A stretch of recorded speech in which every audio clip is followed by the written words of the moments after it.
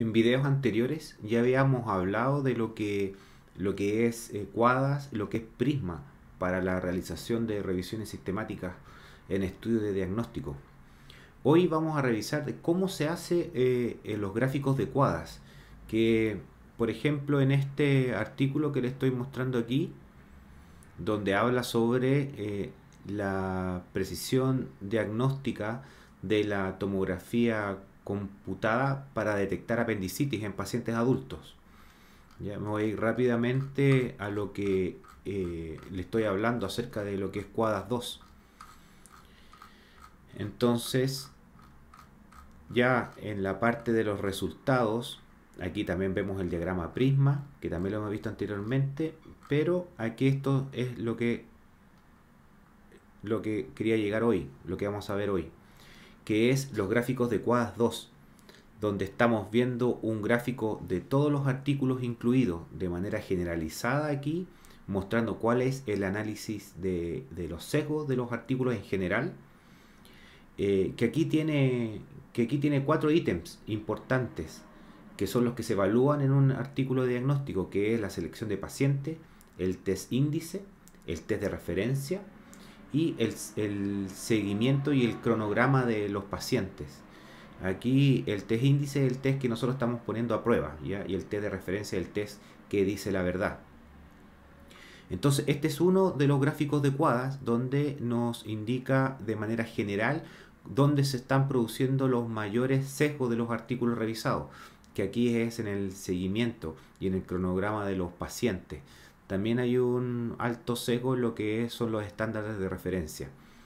Estos dos gráficos que ustedes ven a la izquierda y a la derecha, hay uno que tiene que ver con lo que es el riesgo de sesgo y el otro que tiene que ver con con la aplicabilidad de los resultados de cada artículo. Entonces, lo que hace Quadas 2, lo que nos muestra Quadas 2 es transparentar la información de los artículos que van a ser metaanalizados.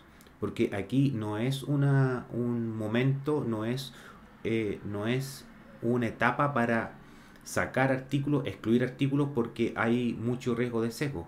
Aquí ya estamos con la inclusión de artículos finales para hacer el metaanálisis.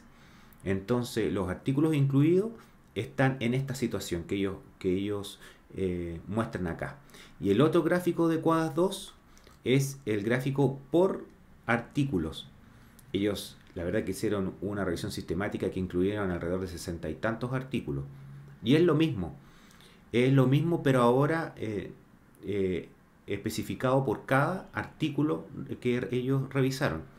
Entonces, lo mismo, los mismos ítems en cuanto a la selección de pacientes, los test índice, el test de referencia y el seguimiento de los pacientes y y su cronología. Y con respecto a la aplicabilidad, con los mismos tres ítems que son con la selección de pacientes, el test índice y el test de referencia. ¿A qué yo me refiero con estos ítems que les mencionaba anteriormente con respecto a la selección de pacientes?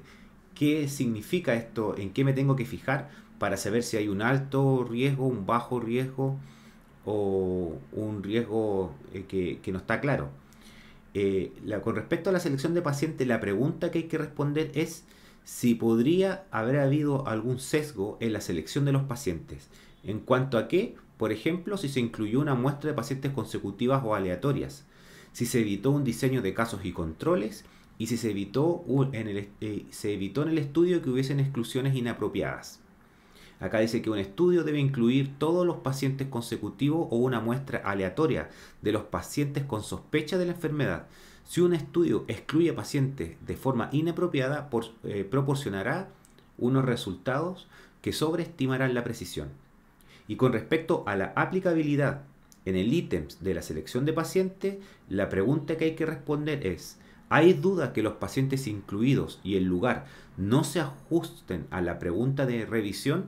Recuérdense que en una revisión sistemática hay una pregunta que va a ser respondida con un metaanálisis, con los artículos incluidos.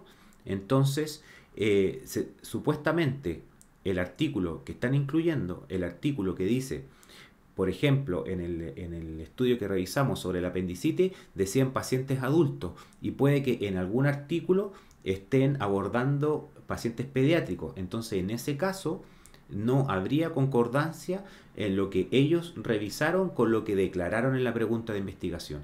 Y es eso lo que hay que responder en cada ítem. Después hay lo mismo en la prueba de estudio. Hay otra pregunta que responder. Si se podría haber producido algún sesgo al interpretar la prueba en estudio. ¿Qué significa esto? Si se realizó la interpretación de la prueba en estudios sin conocer los resultados de la prueba de referencia. Hay muchas veces que el radiólogo le ponen alguna imagen, ¿no es cierto?, para que él diga si la encuentra patológica o no. No tendría sentido si el doctor tiene al lado la prueba de referencia que le dice que sí, ese paciente sí tiene la condición. Entonces el radiólogo podría estar sesgado a esos resultados. Entonces eso es lo que hay que analizar con respecto a ese riesgo de sesgo. Y con respecto a la aplicabilidad en este ítem, existen dudas que la prueba de estudio, su realización o interpretación difieran de la pregunta de revisión. Acuérdense que la prueba de estudio, que es el index test, tiene que haber sido declarado en la pregunta. En este caso el index test del ejemplo que le estaba mostrando es la tomografía computada. Entonces, si se incluye otro tipo de pruebas en un artículo, ahí habría un alto sesgo y estaría totalmente influyendo en los resultados. Entonces es así como estos 4 puntos, ustedes ya habíamos revisado estos puntos de qué tratan, uno los debería estudiar para posteriormente hacer estos gráficos de cuadras 2 para ver a qué se refieren con cada punto, pero estos son los 4 puntos que van a aparecer después cuando hagamos los gráficos de cuadras 2 en un programa que se los voy a mostrar a continuación, de donde ustedes lo pueden descargar y lo hace automáticamente. Entonces, estas áreas fundamentales son la selección de pacientes, las pruebas de estudio, que es el index test, las pruebas de referencia o el gold standard, el flujo iconograma. ¿Ya? Esos son los 4 puntos a evaluar en los gráficos de cuadras 2. Ahora, ¿cómo se hacen estos gráficos de cuadras 2? Para ello existe una herramienta que es muy útil y es automática. Lo hace automáticamente, es por eso que yo se las quiero mostrar, que se llama Revman. Y Revman ustedes la encuentran en la página de Cochrane, que hemos hablado muchas veces de esta página de Cochrane, donde ustedes aquí van a encontrar Revman para descargar. Si aquí lo pinchan, le va a preguntar que por qué tú necesitas usar Cochrane. Yo aquí le pueden colocar que es para uso académico. Y después le va a hacer llenar unos cuantos datos con su nombre, su trabajo, la afiliación académica, la universidad, su dirección, su país, y después acá hace una breve descripción de qué es lo que ustedes, en qué es lo que usted va a trabajar y esperas de Revman. ¿Ya? Entonces después ustedes apretan Submit y lo van a poder descargar sin ningún problema. Ya abriendo el programa de Revman, les va a aparecer este cuadro de diálogo donde uno le coloca acá crear una nueva revisión. Le va a arrojar este otro cuadro de diálogo, apretamos Next, le decimos que vamos a usar, vamos a hacer un estudio de test diagnóstico, una revisión de test de diagnóstico. Apretamos Siguiente. Acá ustedes pueden colocar el título de qué se trata esta revisión. Por ejemplo, yo acá puedo colocar que vamos a comparar la resonancia magnética y la tomografía computada, por ejemplo, para cuál es la condición, por ejemplo, metástasis ósea. ¿Ya? Apretamos Next de nuevo y acá es muy importante colocar Full Review, porque si colocan protocolo van a haber ítems que no se les van a abrir, porque esta página es muy usada para personas e investigadores que se dedican a hacer revisiones sistemáticas y ellos están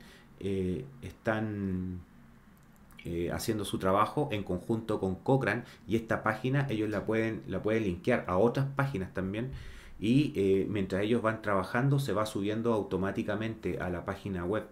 Entonces nosotros estamos trabajando de manera offline, de manera de un uso netamente académico, pero de todas maneras sirve mucho y se pueden hacer la mayoría de las funciones que uno requiere para poder hacer el metaanálisis. Entonces, como les mencionaba, esta herramienta es súper poderosa y es bastante fácil de utilizar. Ustedes lo van a ver ahora. Entonces colocamos Full Review y ponemos acá Terminar. Después de eso, se le va a abrir esta cuadro donde uno podría llenar todos estos ítems que ustedes ven a la izquierda. Acá se colocó el título que yo le había puesto, MRI versus CT para la metástasis ósea. ¿Ya? Entonces lo primero que hay que hacer es incluir estudios, donde dice acá estudios y referencias. En estudios y referencias, aquí pinchamos botón derecho y le colocamos agregar estudio. ¿Ya? Vamos a incluir estudios, entonces apretamos Next y aquí, por ejemplo, colocamos cualquier apellido y Rojas 2022. Apretamos Next y ustedes pueden poner acá algunos otros datos, pero no los vamos a usar. Simplemente apretamos Terminar y se va a empezar a agregar. Se va a empezar a agregar en los estudios y referencias. Entonces vamos a agregar otro y vamos, por ejemplo, colocar otro apellido, Pérez 2019. Ya, y colocamos Terminar. Entonces aquí, si ustedes pueden ver, vamos a buscar dónde quedaron estos autores. Aquí están los autores, las características de estudios. Aquí está Pérez 2019. Acá se le van a ir agregando los artículos. ¿Ya? Y aquí mismo están los cuadros acerca del riesgo de sesgo, que esto es QUADAS. ¿Ya? Y el riesgo de sesgo con respecto a la selección de pacientes. Aquí lo tengo. Y en la selección de pacientes están las preguntas que ya habíamos visto anteriormente en lo que estaba mostrando hace un rato. ¿Ya? Y con esto uno se hace la idea de que si la selección de pacientes podría haber introducido algún sesgo. Por ejemplo, acá yo los voy a llenar. Voy a colocar que sí, aquí voy a colocar que no. Entonces,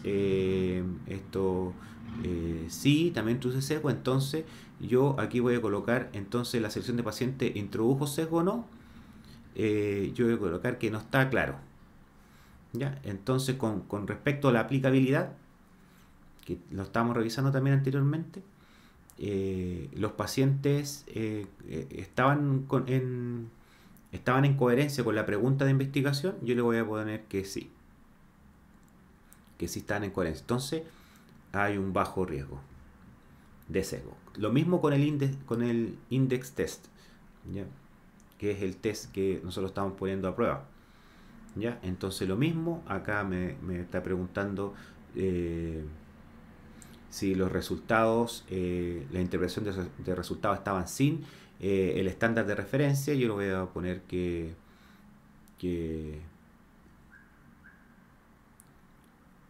acá le voy a poner que sí, acá le voy a poner que no, y acá voy a colocar que no está claro, o ya, vamos a colocar bajo riesgo.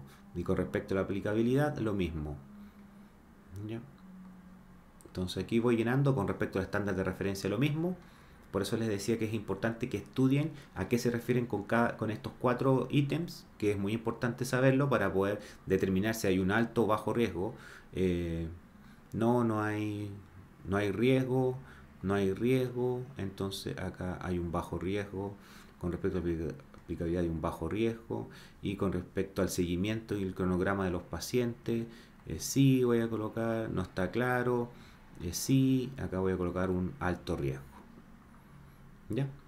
Con respecto a rojas hacemos lo mismo. Ve que les van apareciendo aquí los autores y así van a ir apareciéndose abajo y uno tendría que llenar estos cuadritos. ¿Ya? Los voy a llenar a modo de ejemplo, solamente a modo de ejemplo. Y acá me pregunta siempre por la aplicabilidad. ¿Ya? La pregunta final aquí Esta es la pregunta final con respecto a los tres ítems que ustedes ya habían revisado. Entonces, ¿qué les parece a usted el riesgo de sesgo? A mí me parece que hay un alto riesgo. ¿Ya? Con respecto a la aplicabilidad, yo aquí yo voy a colocar que hay un bajo riesgo. Con respecto al index test, lo mismo. Sí, no. Y acá lo voy a colocar un riesgo que no está claro. Con respecto a la aplicabilidad, un bajo riesgo. Yo eso así lo considero. Y cuando ustedes lo hagan, obviamente que las revisiones sistemáticas deberían ser mínimo 2 investigadores.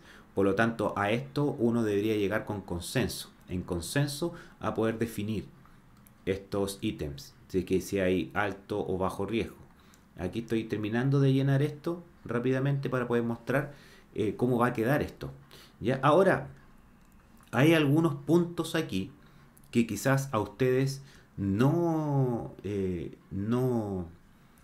sea directamente funcional con respecto a lo que ustedes están haciendo.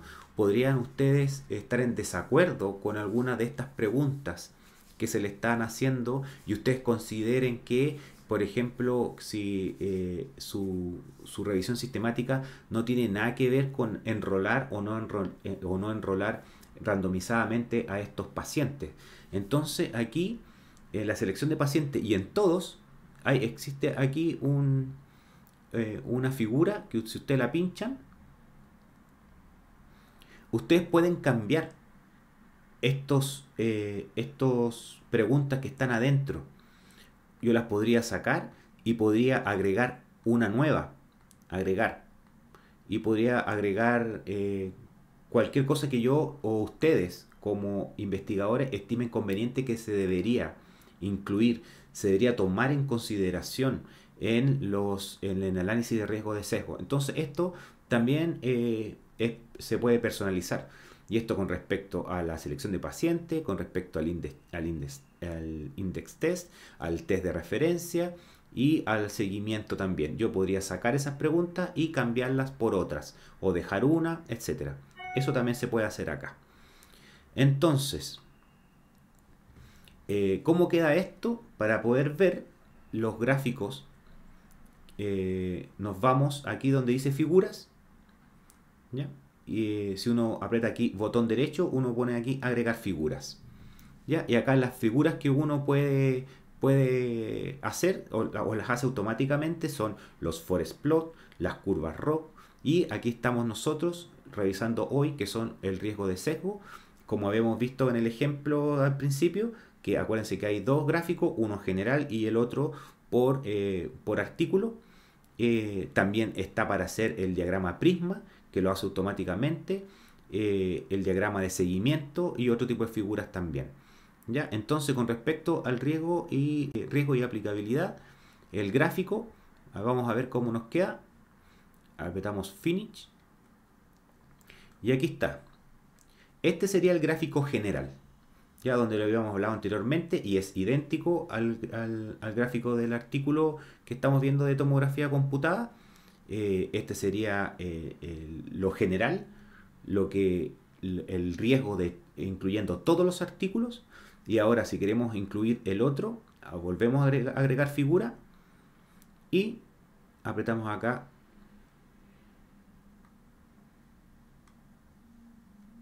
Y aquí está la otra figura. Y aquí me van apareciendo los artículos que yo estaba integrando a la revisión. Esto va a depender de lo que ustedes incluyan en su metaanálisis, en su revisión sistemática.